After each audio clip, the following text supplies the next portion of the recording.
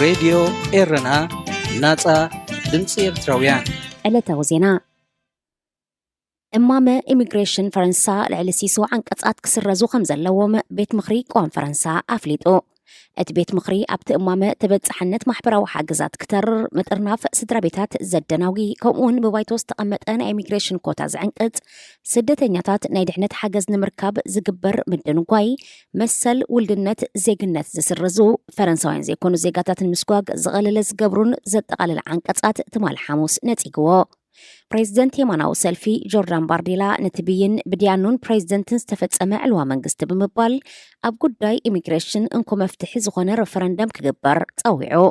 እቲ ቤት ምኽሪ ካብ 86 ምምሕያሻት እቶም 32 ምስ ሕጊ ዘይተኣሳሰሩ ስለ ዝኾኑ ውድቓት ገይርዎም። ኣብ መጀመርታ ናይዚ ሰሙን ፍሉይ ጸብጻብ ዓሌትነት ሕቡራት ሃገራት ኣሽዋኒ ኬፒ ንማዕከን ዜና ሮይተርስ ኣብ ዝሃቦ መግለጺ እቲ እማመ ፈረንሳ ንማዕርነትን ሓርነትን ዘለዋ ቀዋማዊ ሕጊ ዝጥሕስ ኢሉ ነይሩ። ፕሬዚደንት ፈረንሳ ኢማኑኤል ማክሮን ኣብ ካልኣይ ብረ ስልጣኑ ነቲ እማመ ከም ቁልፊ ዝኾነ ባይታ ብምጥቃም ናብ ባይቶ ከይሓልፍ ከም ዝተኸላኸለ ይፍለጥ። ማክሮን በቲ ዝተዋህበ ውሳኔ ካብ ብዙሓት ኣባላት የማናዊ ሰልፊ ተሪር ተቃውሞ ወሪድዎ።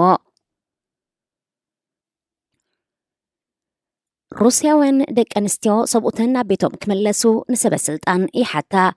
እዘን ብማሕበራዊ መራኸቢታት ተኣኻኺበን ወይ ሆም ዝብል ጉጅለ ብምቋም ዝነጥፋ ዘለዋ ደቂ ኣንስትዮ እቶም ኣብ የካቲት 2022 ኣብ ዩክሬን ንዝካየድ ኩናት ዝወፈሩ ልዕሊ 300,000 ዕቑር ሰራዊት ናብ ቤቶም ክመለሱ ይጉስኩሳ።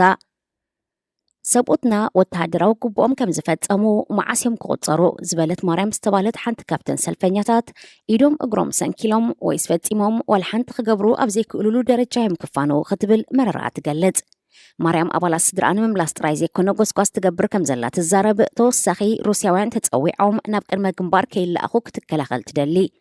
ብዛዕባ ኩናት ሩስያን ዩክሬንን ዝተፈላለየ ኣረኣእያ ከም ዘለውን ዝገለጻ ሰልፈኛታት ካብ የካቲት 2022 ኣትሒዞም ኣብቲ ኩናት ዝሳተፉ ዘለዉ ሰብኡተን ዜግነታዊ ሓላፍነቶም ፈጺሞም እዮም ኣብ ዝብል ነጥቢ ግን ይሰማማዓ።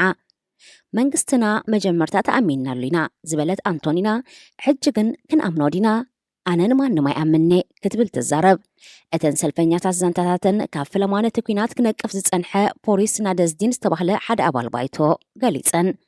ሚኒስትር ናደዝዲን ሓደ ካብቶም ውሕዳት ነቐፍቲ መንግስቲ ኮይኑ ሩስያ ምስ ዩክሬን ኩናት ድሕሪ ምጅመራ ናብ ሃገራዊ ቴሌቪዥን ክቐርቡ ዝተፈቕደሎም እዩ። ኣብዚ ሕጂ እዋን ፖለቲከኛ ንፕሬዚደንታዊ ምርጫ ክወዳደር ይጽዕር ከም ዘሎ ይፍለጥ። እተን ሰብኡተን ኣሕዋተን ይኹን ደቀን ክመልሳ ጎስጓስ ዝገብራ ዘለዋ ደቂ ኣንስትዮ ካብ ዝተፈላለዩ ወገናት ነቐፌታ ይወርደን።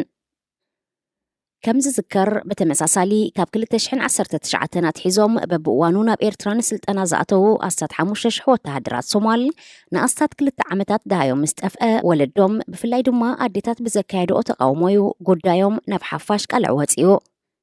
ደሃይ ደቅና ጠፊኡና ዝብላ ሓያሎ ደቂ ኣንስትዮ ዝወደብኦ ሰላማዊ ሰልፊ ኣብ ዝተኻየደሉ መንግስቲ እቲ ሃገር ጻውዒተን ተቐቢሉ ቅልጡፍ ምላሽ ክህበን ተማሕፂነን ነይረን። መንግስቲ ሶማል ብመርባስ ዜና ንዝወፅእ ዝነበረ ሓበሬታ መልሲ እኳ እንተዘይሃበሉ ኣዴታት ሶማል ሃልዋት ደቅና ፍሉጡና ዝብል ሰፊሕ ናይ ተቃውሞ ኣድማ ድሕሪ ምውዳበን ግና ናብ ኤርትራን ወተሃደራዊ ታዕሊም ከም ዝተላእኩ ክእመን ከም ዝተገደደ ይዝከር። እቶም ወተሃደራት ድሒሮም ናብ ዓዶም ምምላሶም ይዝከር። ዝኸበርኩም ሰማዕትና ዜና ኣብ ሰፈጺሙሎ ሬድዮ ኤረና ናጻ ድምፂ ኤርትራውያን